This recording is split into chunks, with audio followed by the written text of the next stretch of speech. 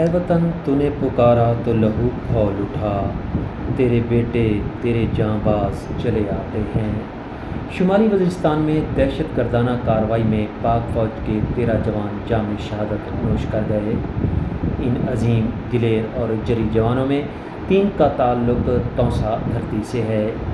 شہداء کے جسد خاکی تونسا شریف لائے گئے، جہاں شہید لانس نائک محمد اسماعیل کا نماز جنازہ ان کے آبائی علاقے تمن بزدار میں، سپاہی سخیدات کا نماز جنازہ تونسا شریف میں اور سپاہی محمد رمضان کا نماز جنازہ ان کے آبائی علاقے بستی دائرہ دین پناہ میں ادا کیا گیا۔ نماز جنازہ میں پاک فوج کے افسران، اہلکاروں، ضلع تونسا کی انتظامیہ اور اہل علاقہ نے کثیر تعداد میں شرکت کی۔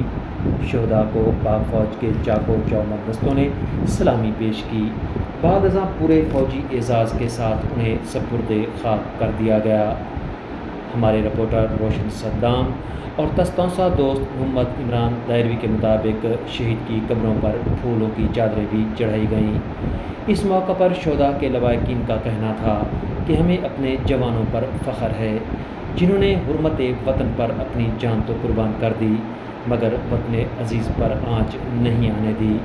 اللہ رب العزت سے دعا گو ہیں کہ وہ شہداء کے درجات بلند فرمائے اور لواحقین کو صبر جمیل عطا فرمائے۔ اپنے نمائندگان کے ساتھ سہیل شہزاد، تونسا نیوز، تونسا شریف۔